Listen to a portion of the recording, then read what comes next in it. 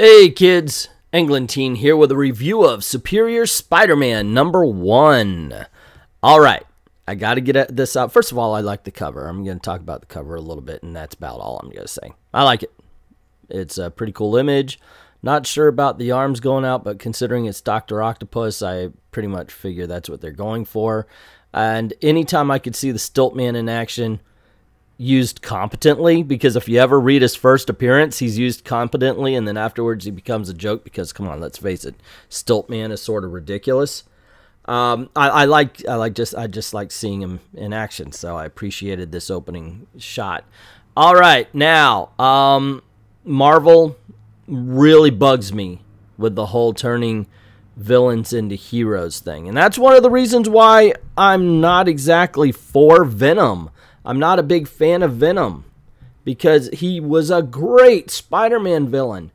And in my opinion, as far as the character is concerned, he's a very mediocre anti-hero. I want that villain back because he was a challenge. There was something to that. As far as this, come on, what the freaking hell? We lost Dr. Octopus so we could have a Spider-Man clone? We've got Spider-Man. We don't need this. Why do we need this? We need Dr. Octopus more than we need a Spider-Man clone.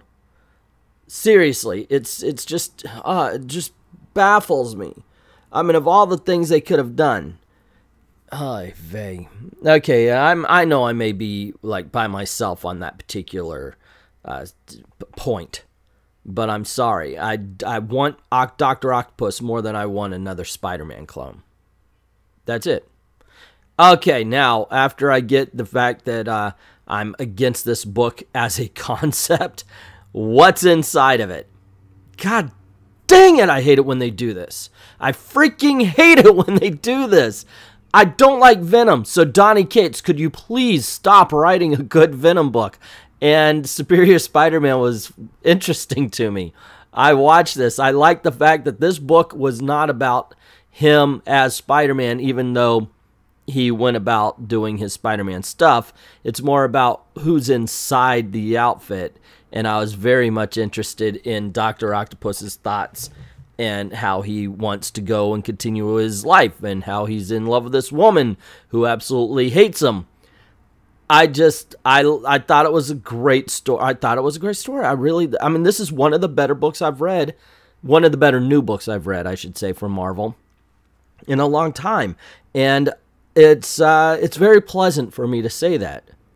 I really like this because, man, I've read so many bad Marvel books. But this one was entertaining in the fact that they took time out for the character. This explains everything. If you are a new reader, jump on, because this is going to just lay it out there for you in a fun and interesting way. Not just who he is, but where he comes from, why he does what he does, the people around him, and it does it in such a way that makes you want to pick up the next issue. Once again, I'd rather have Dr. Octopus.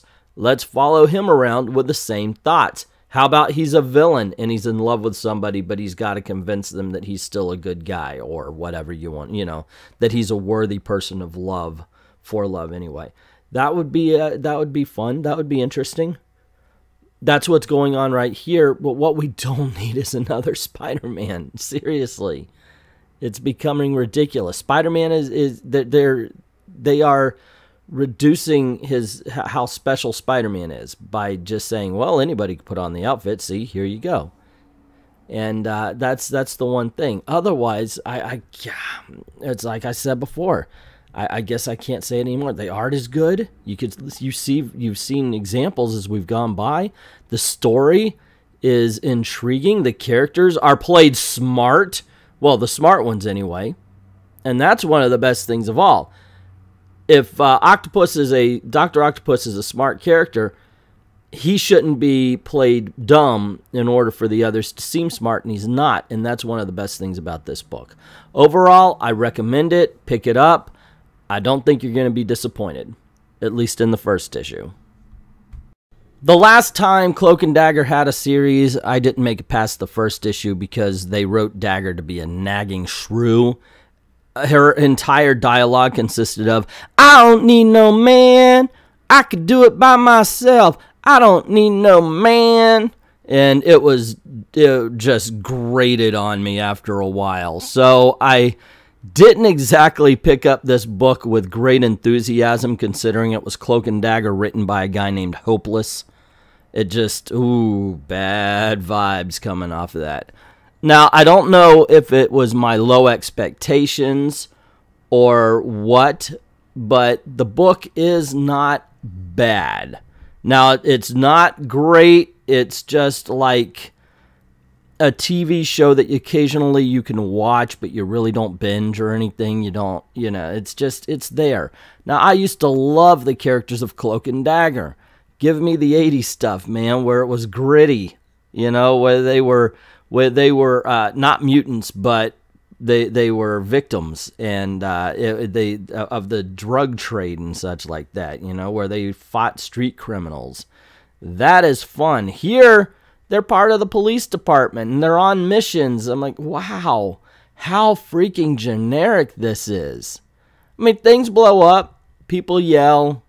There's color on it, I mean, it's a comic book, and it looks like a comic book.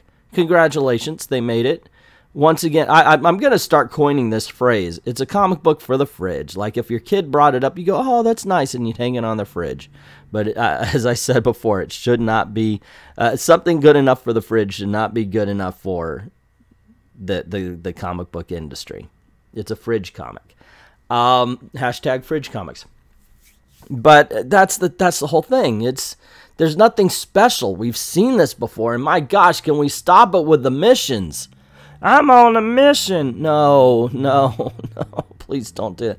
Every time I see stuff like that, it really bothers me. But I guess that's why we should have If I Wrote Again. Anyway, let's see. What you're going to hear over and over in this one, rather than I don't need no man, is, well, Tandy and I had our problems, but we're friends again. They say that about 50 frickin' times throughout this story. Seriously. Also, right here, Cloak meets this girl who was excited about the fact that he could teleport things. Red flag. Like, she actually prefers to be in his little negative zone there. I know it's got a name for some reason. It's escaping me right now. But point being, it's kind of funny that I'm waiting for the other shoe to drop, Okay, well, she's obviously a bad guy. She's a twist villain because she's playing like she's into him, and she loves him for his ability to teleport and go through the dimension, the whole 9 yards. And it's just so weird the way she's written. I'm like, yeah, this is going to be a villain. She's going to end up killing something or wanting to kill something pretty soon. It doesn't happen in this one. Maybe it'll happen in the next issue. I don't know. But, yeah, it's kind of weird. Dagger, on the other hand, she's having problems with her cop boyfriend now that they're on the force, apparently. And she's like, and now instead of, I don't need no man, he's telling her back off, because he's the field commander and he's trying to protect her and make sure that, she's got backup when she goes and does something. And she's like, you can't tell me what to do. You're trying to protect me and not treating me like another foot. I'm very capable. It's still written weak. It's just a different kind of weak than the last one. Wow. I said it wasn't bad, but then I bitched about it for 4 minutes. That's kind of, well, maybe it is bad. Maybe it's more bad than good, but it's not as bad. That's it. The last one was so bad that this one made me think it was good for a while until I started talking about it. Yeah, not good at all, guys. Maybe the next one will be better. Okay, start off with the cover, Fantastic Four #5, and on it says Special 650. No, you don't get to do that. It's not the 650th in anything. Same as Action Comics #1000. Wasn't Action Comics 1000, but Action Comics Volume 3, number not 1000. Okay? Can't do that. Not buying it. Didn't buy it before.